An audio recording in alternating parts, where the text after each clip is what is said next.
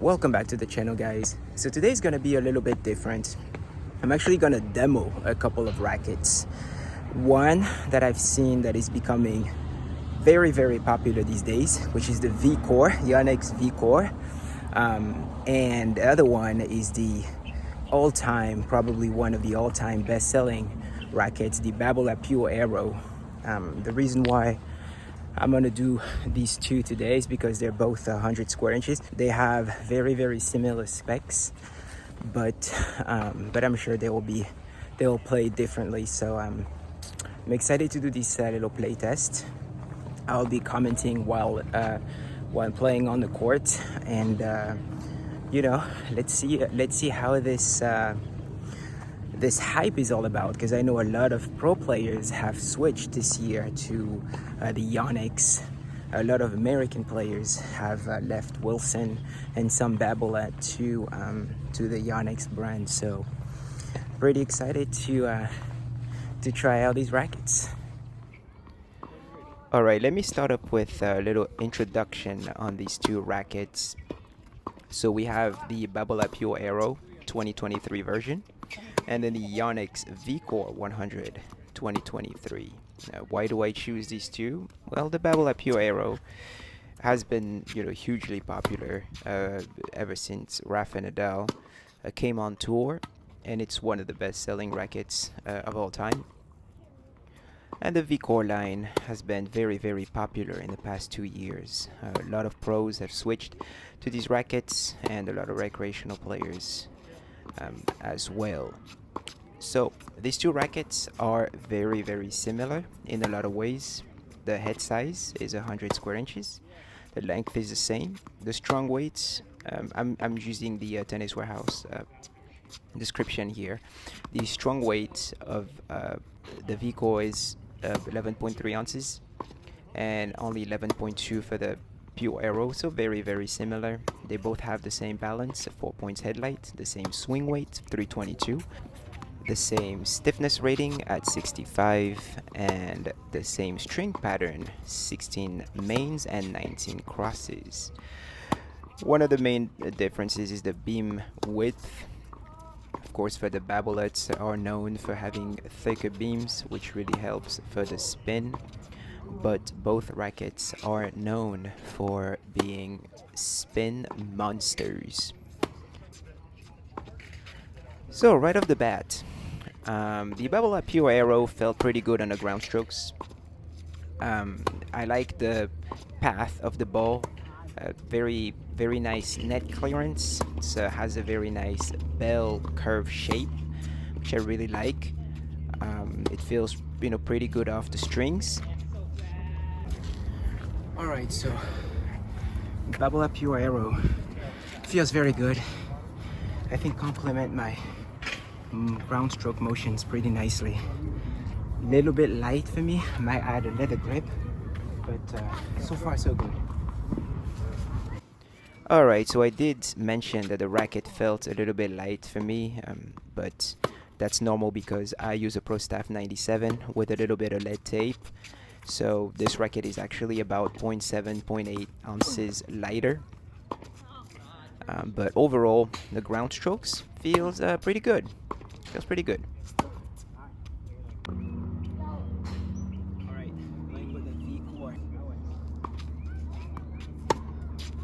Alright, so now to the Vcore. Right away, this racket felt a little bit more solid. The ground strokes a little bit more, and as you know, the Yonex rackets have a different head shape. So when you look at it, it really looks like you're playing with an oversized racket. But it didn't really affect the play. So on the ground strokes, they're pretty very similar. I kind of like them equally. Now, don't forget that I play with a completely different stick, so this is a very new territory for me, a complete new feel, and I'm trying to give you my very best unbiased review right now.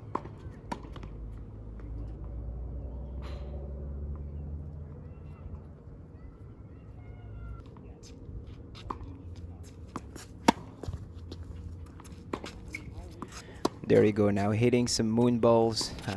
They're spinny rackets. So I was trying to I was trying to see how high the ball could bounce off of those moon balls, and what I can tell, big difference with my pro staff is that both the Pure Aeros and the Vcore uh, cuts through the air very nicely. It's just very easy to swing, and so that felt really good.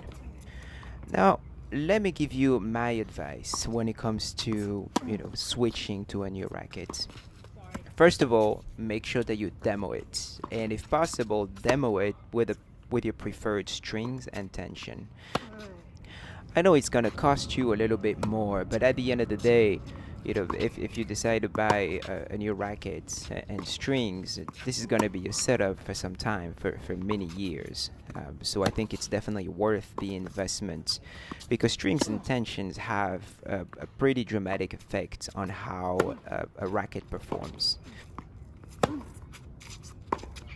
Second of all, and that's going to be a bit ironic because I am doing a racket review, but what I would say is don't spend a lot of time reading or watching racket reviews, because we're different players, we have different bodies, we have different skills, we're just different strokes, and you're also used to different strings and tension, and so watching somebody else playing with a certain racket and a certain strings is really not going to tell you much about how it's going to perform for you.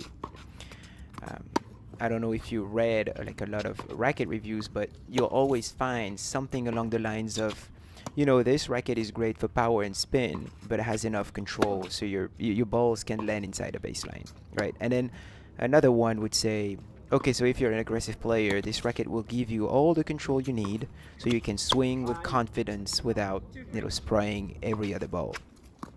And then the updated version of the racket would say something like, this updated version has a new technology that improves the feel and gives you a little bit more power.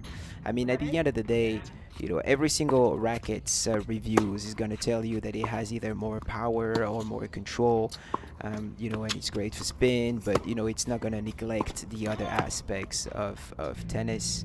And then the updated version has a little bit more of these and then a little bit more of that. So in summary, it's pretty much going to be impossible for you to make a good decision for yourself purely based on racket reviews and racket descriptions.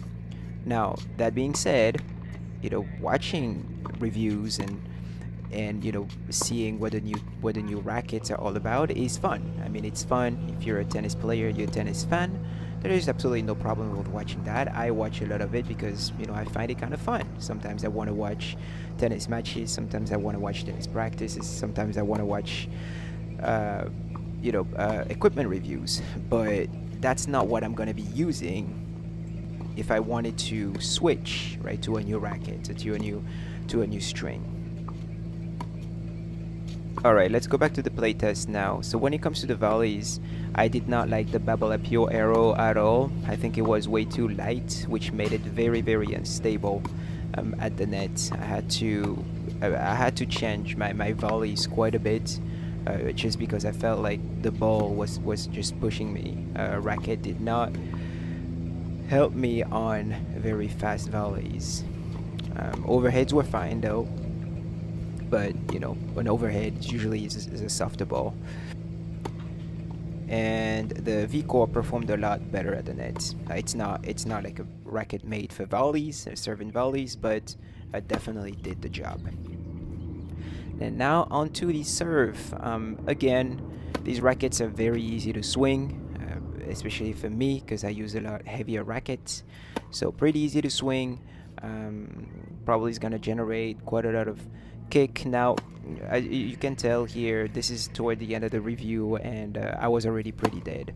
Like, probably played for about 2 hours, so I wasn't really gonna go for monster serves or anything. So it doesn't, look like the racket performs any better than any other rackets. But it was not exactly what I want out of my racket. I don't feel like it was particularly giving me much more than my pro staff, just besides the fact that it was easier to swing. and the Vcore was kind of the same thing. So pretty even in terms of returns. Now, in terms of serves. Now, when it comes to the returns, again, that lack of stability, that lack of weight, is really bad on the return. And so I had a lot of problems returning a faster serve. It was really shaking quite a lot in my hands. Felt very uncomfortable, and for these reasons, I would probably not want to play with these rackets. Alright, so my final thoughts. I'm definitely not gonna switch. I don't see enough reasons to justify a switch from my pro staff. Now, would I recommend these rackets? Well, if you don't have any, yes. I wouldn't see much of a difference between like the 2023 versions and the previous one. I don't think that it's gonna take you like to the next level. You're probably gonna be better off, especially if you're a recreational player, to work on your techniques, your fitness, and your strategy, and maybe your mental game. That's probably gonna have a much bigger impact on your game. And yeah, that's why I won't make the switch. Let me tell you a little bit about the next video. I'm actually gonna be starting training for sectionals, guys. So that's gonna be pretty fun. I'm intending to make a lot of videos, back to practice, back to match play, getting ready to improve my game, and that will be on the next one. Thank you, and happy hitting.